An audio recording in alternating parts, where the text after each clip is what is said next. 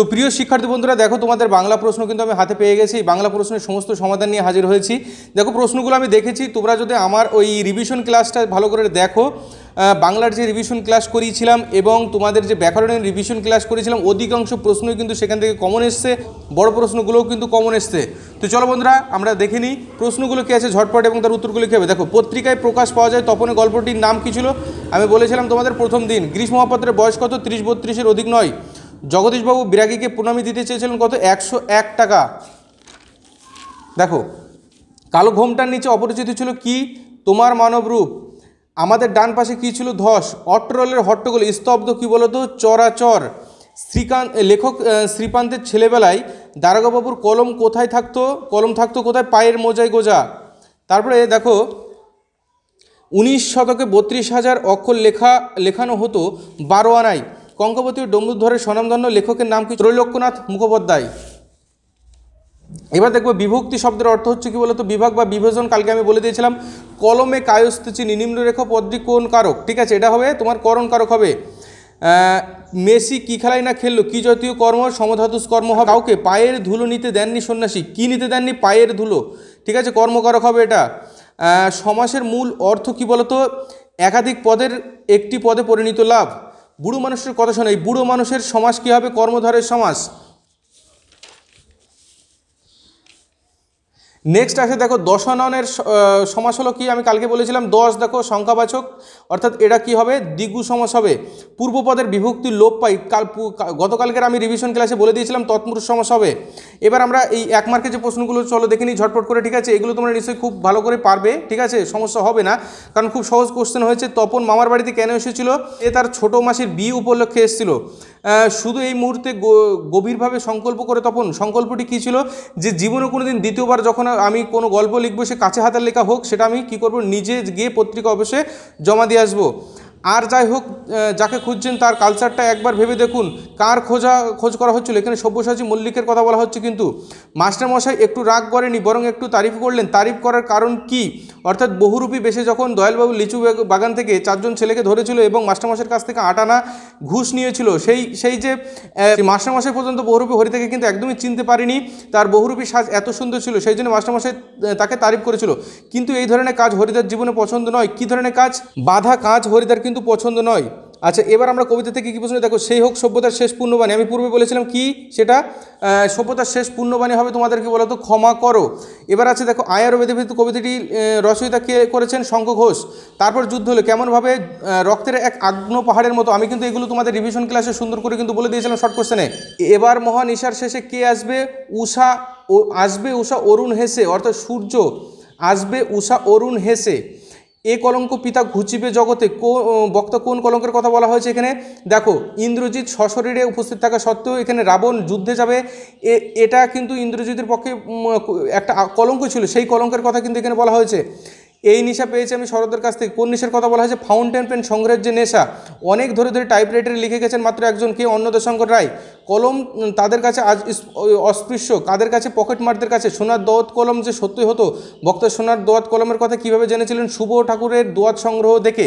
আচ্ছা, এবার আমরা দেখে নেব তোমাদের ব্যাকরণ থেকে যে প্রশ্নগুলো এসেছে। আমি গতকালকে কিন্তু তোমাদের বলে দিয়েছিলাম সমাস কাকে বলে? 2 বা ততোধিক পদের মিলনকে বলা হয় কি বলতো? সমাস। রত্নাকর, রত্নের আকার যিনি, অর্থাৎ সমাধিকরণ বহুবৃহ সমাস হবে কিন্তু এটা। ক্ষুদ্র গ্রহ, ক্ষুদ্র যে গ্রহ, এটা খুব সম্ভবত কর্মধারের সমাস হবে। একটি নিত্য সমাসের উদাহরণ দাও। যুগান্তর, দেশান্তর, কালকে কিন্তু আমি তোমাদের বলে দিয়েছিলাম। ধর্মান্তর, এইগুলো কিন্তু নিত্য সমাসের উদাহরণ। উপপদ তৎপুরুষ সমাস কাকে বলে? দেখো, উপপদের সঙ্গে কৃদান্ত পদের সমাসকে বলা হয় কি বলতো? উপপদ সমাস। অর্থাৎ তৎপুরুষ সমাসে যদি উপপদের সঙ্গে কৃদান্ত পদের সমাস হয়, তখন সেটাকে বলে যেরকম জলচর, জলে চরে যে। প্রযোজ্য কর্তার একটি উদাহরণ দাও। শিক্ষক ছাত্রকে পড়ান। আমি কিন্তু আগের দিন আলোচনা করেছিলাম রিভিশন ক্লাসে। শিক্ষক ছাত্রকে পড়ান। শিক্ষক এখানে প্রযোজ্য কর্তার, ছাত্র হচ্ছে কি বলতো? প্রযোজ্য কর্তা। শূন্য বিভক্তি কাকে বলে? কিছু কিছু বিভক্তি আছে যেগুলো শব্দের পরে বসে পদ গঠন করে কিন্তু নিজে অপ্রকাশিত থাকে। আমি কিন্তু ভালো করে পরিষ্কার পরিচ্ছন্ন করে কিন্তু তোমাদের বলে দিয়েছিলাম, এটা কিন্তু রিভিশন ক্লাসে। ব্যাকরণের সম্বন্ধ পদের বিভক্তি কি কি? র এবং এর। একটি গৌণকর্মের উদাহরণ দাও। রাজর্ষি মহর্ষিকে 5টি গাভী দিলেন। এখানে এই যে মহর্ষি, মহর্ষি হবে কি বলতো? গৌণকর্ম। নিম্নরেখ পদটিকে কারক বিভক্তি নির্ণয় করো। চিঠি পকেটে ছিল। চিঠি কোথায় ছিল? পকেটে। অধিকরণ কারকের এ বিভক্তি। এবার চলো আমরা বড় প্রশ্নগুলো চলো দেখে নিই। বড় প্রশ্ন প্রথমে 3 মার্কের প্রশ্ন কি এসেছে দেখো, পত্রিকাটি সকলের হাতে হাতে ঘোরে, কোন পত্রিকা কেন সকলের হাতে ঘুরছিল? দেখো পত্রিকাটি হচ্ছে ওই তপনের যে গল্প লেখা সন্ধ্যাতারা পত্রিকা, ঠিক আছে। কেন সবাই দেখার জন্য কি বলতো হুড়তাড়া? এই প্রশ্নটা কি বলতো, খুবই খুবই সহজ একটা প্রশ্ন, তুমি বানিয়ে বা নিজে থেকে সুন্দর করে কিন্তু লিখতে পারবা, কোনো সমস্যা হবে না। তার লাঞ্ছনা এই কালো চামড়ার নিচে কম জ্বলে না, বক্তাকে তার কোন লাঞ্ছনার কথা বলা হয়েছে? অর্থাৎ স্টেশনে তাকে যে ইংরেজ ছোড়ারা যে অপমান করেছিল সে কথাটা বলা হয়েছে। তো তোমরা এই জ্ঞানচক্ষু গল্প অবলম্বনে এই প্রশ্নটা অধিকতর সহজ, এটা নিজেই সুন্দর করে লিখতে পারবে। তারপরে দেখো তারা স্বপ্ন দেখতে পারলো না, আমি কিন্তু কমন দিয়েছিলাম তারা কারা, কেন স্বপ্ন দেখতে পারলো না? কে কবে শুনেছ পুত্র ভাসে শিলা জলে, বক্তাকে এ কথা বলার কারণ কি? দেখো এটাও কিন্তু একটা সহজ প্রশ্ন। অভিষেক কবিতা অবলম্বনে রাবণ ইন্দ্রজিৎকে বলেছিল যে রাম মরে গিয়ে আবার বেঁচে উঠেছে, ঠিক আছে। এটা কিন্তু একটা আশ্চর্যজনক ঘটনা, ঠিক আছে। এই কথাটাই, এটা কখনো হয়, কখনো শিলা কখনো জলের উপর ভাসে, ঠিক আছে। সুন্দর করে তুমি বানিয়ে লিখতে পারবে, তার থেকে এই প্রশ্নটা কিন্তু আমি কমন দিয়েছিলাম, এটা কিন্তু তোমরা পারবে। দেখো তারপরে এটাও কিন্তু 5 মার্কের প্রশ্ন, গল্প থেকে কিন্তু দুটো এসছে, একটা বহুরূপী থেকে একটা এসছে, আর একটা হচ্ছে পথের দাবি থেকে। জ্ঞানচক্ষু থেকে দেওয়ার কথা ছিল বা দেওয়ার আসা উচিত ছিল, কিন্তু জ্ঞানচক্ষু থেকে 5 মার্কের হয়নি। তবে এই প্রশ্ন দুটো কিন্তু অত্যধিক সহজ। বাবুটির স্বাস্থ্য গেছে কিন্তু শখ 16 আনায় বোঝা আছে, কার কথা বলা হয়েছে এখানে? সব্যসাচী মল্লিক ওরফে গ্রীষ্ম মহাপাত্রের কথা বলেছে। বাবুটি কে? সব্যসাচী মল্লিক। তার কোন স্বাস্থ্য এবং শখের পরিচয় দাও। পোশাক পরিচ্ছদের বর্ণনা কিন্তু আমি তোমাদের বলেছিলাম পড়তে খুব ভালো করে, ঠিক আছে। অবশ্যই তোমরা নিশ্চয়ই পড়েছো এবং ঠিকঠাক করে লিখতে পেরেছো। অথচ আপনি একেবারে খাঁটি সন্ন্যাসীর মতো সব তুচ্ছ করে সরে পড়লেন, কার কথা বলা হয়েছে? তিনি কিভাবে খাঁটি সন্ন্যাসীর মতো ব্যবহার করেছিলেন সংক্ষেপে আলোচনা করো। বহুরূপী অর্থাৎ বিরাগী বেশে যখন ওই জগদীশবাবুর বাড়িতে গিয়েছিল সেই কথাটাই। তবে এই অধিকতর সহজ কিন্তু এই প্রশ্নটা। আচ্ছা এবার আমরা দেখে নেবো 5 মার্কের প্রশ্ন। দেখো এলো মানুষ ধরার দল, কোথায় এলো মানুষ ধরার দল? এসে কি করেছিল? এটা তোমার আফ্রিকা থেকে দিয়েছে। এর থেকে তোমার আমি কিন্তু তোরা সব জয়ধ্বনি কর, এই প্রশ্নটা কিন্তু আমি তোমাদের বড় 5 মার্কের জন্য কমন দিয়েছিলাম। এটা একদম সরাসরি কমন এসেছে, কবি এই কথা বলার কারণ সংক্ষেপে আলোচনা করো, ঠিক আছে। এবার আমরা দেখে নেবো হারিজা কালীকলম থেকে সহজ প্রশ্ন এসেছে। আশ্চর্য আজ সবই অবলুপ্তির পথে, অর্থাৎ সেই কলম কালি খাতা দোয়াত এগুলো সবই অবলুপ্তির পথে, সবির পরিচয় দাও। উল্লেখিত বিষয়টি কিভাবে আজ অবলুপ্তির পথে আলোচনা করো। নিজের মতো করে একটু বানিয়ে কিন্তু লিখতে হবে। এর থেকে সহজ প্রশ্ন 6.2টা হয়েছে তোমরা জানো। তাই কেটে কাগজের মতো সাইজ করে নিয়ে আমরা তাতে হোম টাস্ক করতাম, অর্থাৎ কলার পাতায় লেখকরা ছোটোবেলায় কী বলতো হোম টাস্কের কাজ করতো, ঠিক আছে। সেটাই এখানে বলা হয়েছে। কিসে হোম টাস্ক করতো? কলার পাতায় সাইজ করে কেটে নিয়ে গিয়ে কীগুলো হোম টাস্ক করতো। হোম টাস্ক করার সম্পূর্ণ বিবরণ দাও। খুব সহজ, একদম ইজি, জলের মতন সহজ একটা প্রশ্ন। তোমার যদি এই হারিজা কালীকলম গল্পটা লেখা পড়া থাকে তাহলে তুমি কিন্তু সুন্দর করে নিজেই সুন্দর করে লিখতে পারবে, আশা করছি অসুবিধা হবে না। তো এবার আমরা দেখে নেব নাটক থেকে কিন্তু আমি প্রশ্ন দিয়েছিলাম তোমাদের, এই প্রশ্নটা একদম সরাসরি কমন এসেছে। বাংলার ভাগ্যকাশে আজ দুর্যোগের ঘন ঘটা, তার শেষ শ্যামলা প্রান্তের আজ রক্তের আলপনা, বক্তাকে কোন দুর্যোগের কথা বলা হয়েছে? এটা কিন্তু একদম সরাসরি সহজ এবং খুবই সরাসরি এসছে, এটা কমনটা। তোমরা নিশ্চয়ই এটা এই প্রশ্ন উত্তরটা লিখেছো। এবার আমরা দেখে নেবো কোনি থেকে। দেখো কোনি থেকে তোমাদের প্রশ্ন এসছে 3টে লিখতে হবে তোমাদের, এখান থেকে কিন্তু 2টো।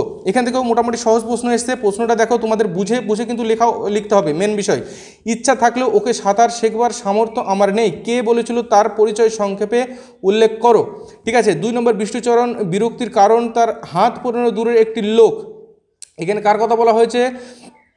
এখানে ক্ষিতি সিংহের কথা। বিষ্ণুচরণ ধরের সংক্ষিপ্ত পরিচয় দিয়ে তার বিরক্তির কারণ উল্লেখ করো, অর্থাৎ বিষ্ণুচরণ ধরের যে পরিচয়, ধরের কিন্তু পরিচয় আমি তোমাদের পড়ে যেতে বলেছিলাম। চিড়িয়াখানায় কনিকে নিয়ে বেড়াতে গিয়ে কী ঘটনা হয়েছিল, এই ঘটনা থেকে ক্ষিতিশের কী মনে হয়েছিল, ঠিক আছে। এটাও তোমাদের কিন্তু সহজই প্রশ্ন, ঠিক আছে। তো এটা তোমাদের একটু বানিয়ে গুছিয়ে লিখতে হতো, কারণ কোনি থেকে সরাসরি কোনো প্রশ্ন সেরকমভাবে দেয়নি, ঠিক আছে। তবে প্রশ্নগুলো কিন্তু সহজ আছে, তুমি লিখতে পারবে। দেখো এই বঙ্গানুবাদ খুব সহজ আসছে। News paper reading has become a essential part of life, এটা কিন্তু আমি তোমাদের পড়িয়েছিলাম, ঠিক আছে। বঙ্গানুবাদ যখন করেছিলাম তখন সেখানে কিন্তু এটা আমি প্র্যাকটিস করিয়েছিলাম। খুবই সহজ একটা বঙ্গানুবাদ দিয়েছে, ঠিক আছে। নেক্সট আমরা দেখে নেবো। দেখো তোমাদের অতি মহামারী পরিবেশে মাস্ক পরা ও হাত ধোয়ার প্রয়োজনে 2 বন্ধুর মধ্যে কাল্পনিক সংলাপ, একদম ইজি এবং সহজ কোশ্চেন একদম। কারণ তোমরা নিশ্চয়ই জানো এটা বারবার আলোচনা করা হয়েছে যে করোনা, মাস্ক, হাত ধোয়া, ঠিক আছে, স্যানিটাইজ করে, এই সমস্ত বিষয় নিয়ে একটা কিন্তু তোমাদের পরীক্ষা আসবে। নিশ্চয়ই তোমরা ঠিকঠাক করে লিখতে পেরেছো। তোমাদের পাড়ায় একটি রক্তদান শিবিরের আয়োজন করা হয়েছিল, এই বিষয়ে একটি প্রতিবেদন রচনা করে, এটাও কিন্তু একদম কমন একটা প্রশ্ন, তোমরা নিশ্চয়ই ঠিকঠাক করে করেছো। এবার আমরা দেখে নেবো দেখো রচনা, রচনা কী কী এসছে, রচনা তোমাদের গুলিয়ে ফেললে কিন্তু হবে না। দেখো বর্তমান জীবনে বিজ্ঞান আর দৈনন্দিন জীবনে বিজ্ঞান কিন্তু একই জিনিস। আমি কিন্তু তোমাদের সাজেশনে দিয়েছিলাম বর্তমান জীবনে বা দৈনন্দিন জীবনে বিজ্ঞান, বিজ্ঞান থেকে একটা ভালো করে পড়ে গেলে কিন্তু তোমাদের হতো, ঠিক আছে। আর পরিবেশ ও মানুষ, অর্থাৎ পরিবেশ ও মানুষের মধ্যে সম্পর্ক, এটাও কিন্তু মোটামুটি কমন, অর্থাৎ পরিবেশ রক্ষায় ছাত্র সমাজ বা মানুষের কি ভূমিকা, ঠিক আছে। কিন্তু তোমার দরকার নেই, তুমি দৈনন্দিন জীবনে বিজ্ঞান নিশ্চয়ই করে গিয়েছিলে, কারণ আমি তোমাদের বলেছিলাম দৈনন্দিন জীবনে বিজ্ঞানটা করে যেতে। তোমার দেখা একটি মেলা, তারপরে একটি নদীর আত্মকথা। দেখো রচনাও কিন্তু খুব সহজ এসছে, মোটামুটি প্রশ্ন ওভারঅল যা মনে হলো খুবই সহজ। তুমি যদি আমার সমস্ত ভিডিওগুলো যদি দেখে থাকো, আশা করছি, আমার মনে হয় না তোমার কোনো সমস্যা হবে। পরীক্ষা তোমার খুবই খুবই খুবই ভালো হওয়ার কথা। এবং যারা একটুখানি ভালো করে পড়াশোনা করেছে তারা অধিকাংশ ছেলেমেয়ে কিন্তু 80% ওভার মার্ক আরামসে কিন্তু পেয়ে যাবে। তো বন্ধুরা, আজকের ভিডিওটা এই পর্যন্ত। সকলে ভালো থাকো, সুস্থ থাকো। নেক্সট পরীক্ষার জন্য অবশ্যই তোমরা প্রিপারেশন নিতে থাকো।